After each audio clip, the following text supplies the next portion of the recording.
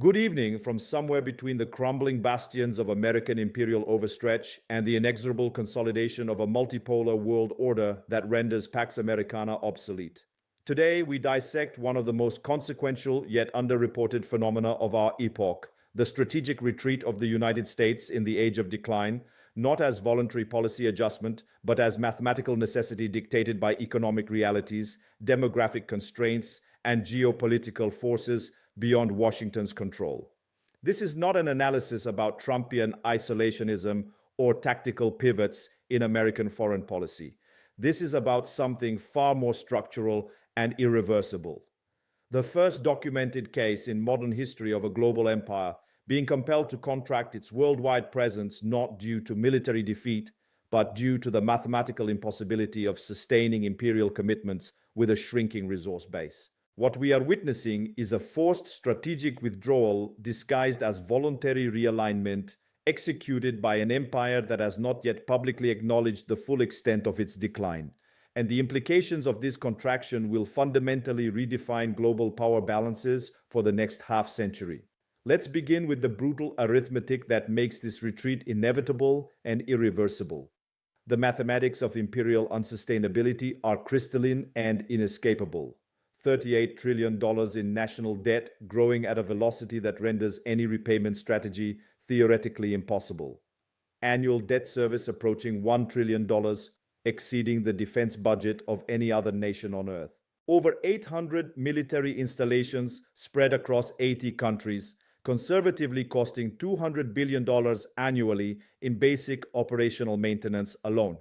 Each base represents not merely direct financial burden, but political commitment that constrains American strategic flexibility and limits policy options. The military-industrial complex consumes $850 billion annually, more than the next 10 countries combined, yet produces weapon systems increasingly irrelevant to 21st century conflicts. $13 billion aircraft carriers vulnerable to $2 million hypersonic missiles. $100 million F-35 fighters incapable of establishing air superiority against integrated Russian air defenses. But the fundamental issue transcends absolute numbers. It's about geopolitical return on investment. Over the past 2 decades, every American military intervention has resulted in strengthening strategic adversaries. Afghanistan, 20 years, $2 trillion, final outcome. Taliban, stronger than in 2001. Iraq, destruction of Sunni regime created power vacuum filled by Iran. Syria, regime change attempts strengthened Iran. Russia-Hezbollah axis. Libya exemplifies this dynamic perfectly. NATO intervention destroyed a functional Libyan state, creating chaos that benefited traffickers, terrorists, and rival regional powers. What was a predictable regime became a permanent source of instability affecting Europe and Africa. Each American tactical success generates strategic consequences that are counterproductive. NATO expansion forced Russia-China rapprochement. Sanctions against Iran accelerated development of alternative payment systems. Trade war against China stimulated Chinese technological self-sufficiency.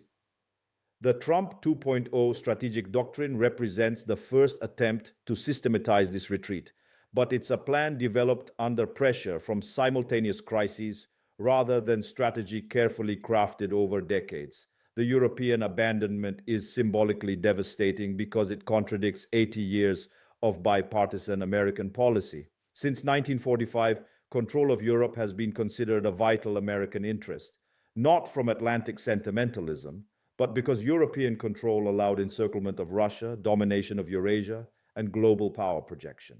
Trump 2.0 is essentially communicating, you want to maintain the Ukrainian project, pay for it yourselves, want to confront Russia indefinitely, use your own resources, want defense against threats you created, buy our weapons but organize the logistics yourselves. This shift doesn't reflect cruelty or emotional abandonment of allies. It's rational calculation based on new reality, maintaining Europe as strategic dependent costs more than benefits provided. Europe has become net consumer of American security resources without offering significant capabilities in return. The Ukraine war brutally revealed this dynamic. Europeans were manipulated into confrontation with Russia that serves exclusively American interests, weakening Russia and forcing total European dependence on American energy, but costs of this confrontation fall disproportionately on Europe: energy inflation, deindustrialization, social instability. The paradox is that American success in isolating Europe from Russia makes Europe less valuable as strategic ally. Europe without access to cheap Russian energy becomes economically uncompetitive, demographically stagnant, and politically fragmented. Middle East subcontracting represents even more radical change. For 75 years, since Roosevelt Ibn Saud 1945, direct control of Persian Gulf energy resources was absolute American strategic priority. Carter Doctrine 1980 declared any external attempt to control the Gulf as threat to vital American interests. Now, Trump 2.0 outsources this function to Israel Gulf Petromonarchy Alliance. You control the region. If you need support, we're available, but initiative is yours. It's implicit recognition that costs of maintaining massive military presence in Middle East exceed benefits, especially with shale oil revolution reducing American dependence on energy imports. But subcontracting creates enormous risks. Israel and Gulf monarchies have their own agendas that may diverge dramatically from long-term American interests. Attempts to destroy Iran and resistance axis could generate regional instability that affects global energy markets and forces American military return under far less favorable circumstances. Historically, imperial subcontracting strategies rarely work as planned. Subcontractors develop autonomy, pursue their own objectives, and eventually challenge authority of delegating power. United States may discover that creating powerful proxies in Middle East results in loss of control over strategically vital region. Resource concentration in Western Hemisphere represents explicit return to Monroe Doctrine, but 21st century version focused on resource extraction to sustain declining American economy.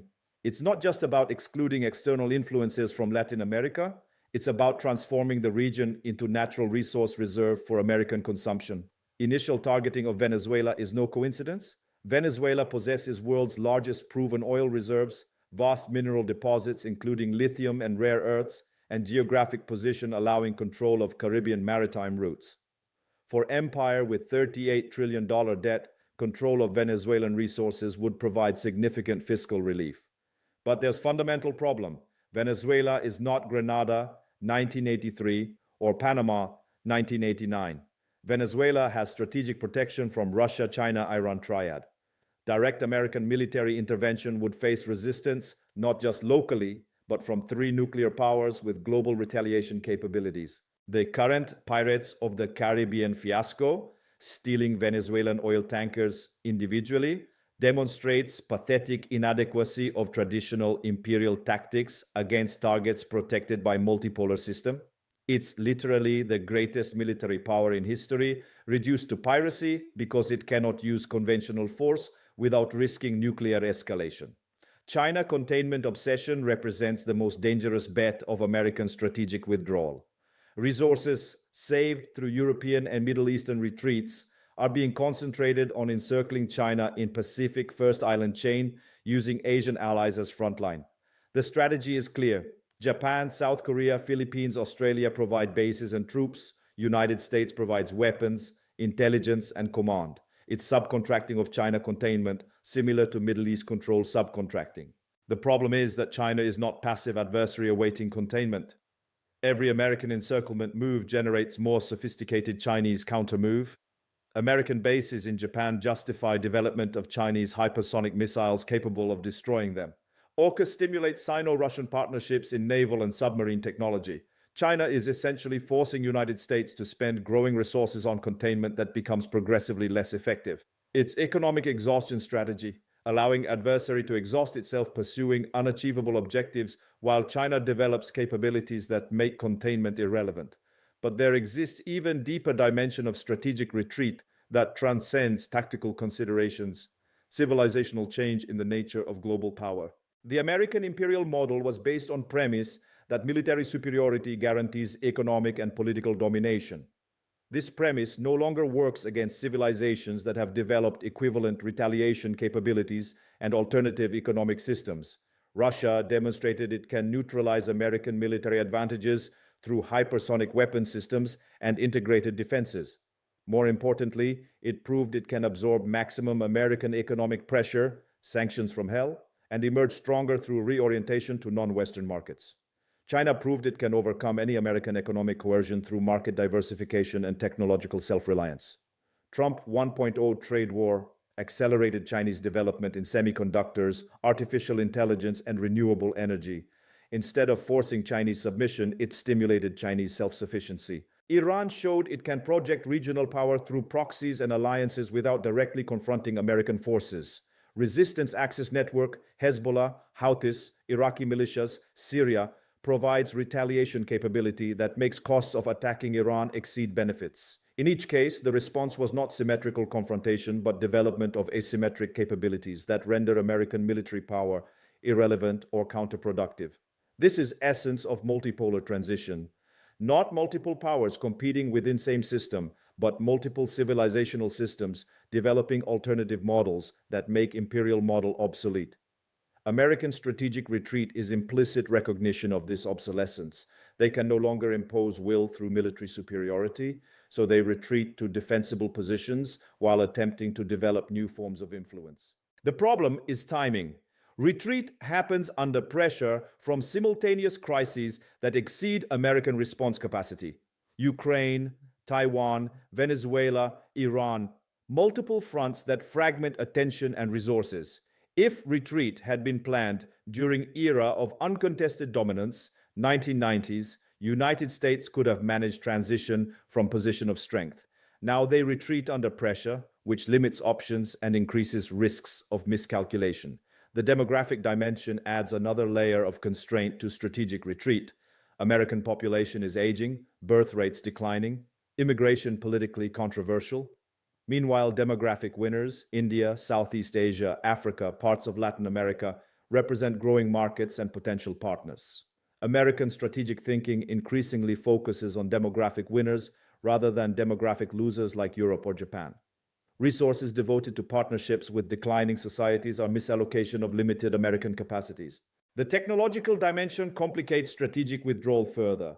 United States still maintains advantages in specific areas, advanced software, some semiconductors, certain weapon systems. But advantage diminishes rapidly due to policies that accelerate development of alternatives.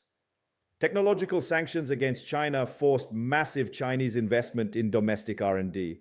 Every American restriction generated corresponding Chinese breakthrough. In sectors like renewable energy, electric vehicles, AI, China has already surpassed United States. Decoupling strategy failed because it assumes countries cannot develop indigenous alternatives quickly. Reality is that technological knowledge disseminates rapidly, and countries with sufficient resources can achieve technological independence in decades, not centuries. Strategic retreat includes gradual acceptance of technological multipolarity, where United States maintains leadership in some areas while conceding Chinese, Russian, or other dominance in other areas. The financial dimension is particularly complex. Global financial systems still dominated by dollar and American institutions, but foundational changes are accelerating. Development of BRICS payment systems, expansion of bilateral trade in national currencies, diversification of central bank reserves, weaponization of financial system through Russia's sanctions created incentives for development of alternatives that cannot be turned off by American decisions. Every country now understands integration with American financial system creates vulnerability that can be exploited politically. Strategic retreat may include gradual acceptance of financial system less dominated by dollar in exchange for preserving American influence in areas considered more critical. The cultural dimension reveals another facet of American imperial decline. For decades, American soft power, Hollywood, universities, brands, lifestyle provided influence that complemented hard power. This soft power advantage is eroding rapidly. Hollywood loses global appeal due to content quality decline and obvious propaganda messaging. Chinese films, Korean television, Bollywood, Turkish productions gain global market share. American universities lose international students due to high costs, political indoctrination, and declining academic standards. English language remains lingua franca through inertia, but Chinese, Arabic, Spanish, Portuguese gain importance in regional contexts. Translation technology reduces necessity for English intermediation. American fashion, music, lifestyle brands lose attractiveness compared to alternatives offered by emerging economies. Cultural production shifts to societies with growing markets and creative vitality. Domestic American politics complicate strategic withdrawal significantly. American population was not prepared psychologically for transition from global dominance to more modest position. Expectations about American global role create political pressure for more aggressive policies precisely when resources to sustain them are diminishing. Trump 2.0 attempts to resolve this contradiction through nationalist rhetoric that frames retreat as America first victory rather than acknowledgement of limitations. Politically astute but strategically dangerous because it avoids honest debate about America's changing position. Elite divisions also complicate withdrawal. Old money East Coast establishments favor accommodation with adversaries and focus on economic competition. Military-industrial complex resists any reduction in global commitments. Neoconservatives push for more aggressive policies regardless of resource constraints. These internal contradictions create opportunities for adversaries to exploit divisions and limit coherence of American strategy. For Latin America specifically, the implications of American strategic retreat are profound and contradictory. European and Middle Eastern withdrawals concentrate pressure on Western Hemisphere precisely when Latin American countries develop alternatives through BRICS, partnerships with China, and regional integration. Brazil faces moment of maximum opportunity and maximum risk. Opportunity because space created by American retreat allows more independent policies and diversified partnerships. Risk because American desperation may result in more intense pressure on countries pursuing alternative alignments. The key is timing. Diversification must happen before American pressure on hemisphere intensifies. Window exists now because American attention is focused on China and internal crises. For global South countries generally, understanding American internal dynamics is crucial for developing appropriate responses, not sufficient to react to American policies, necessary to anticipate future directions based on structural constraints shaping American decision-making. The lesson from history is that imperial transitions are periods of both opportunity and danger.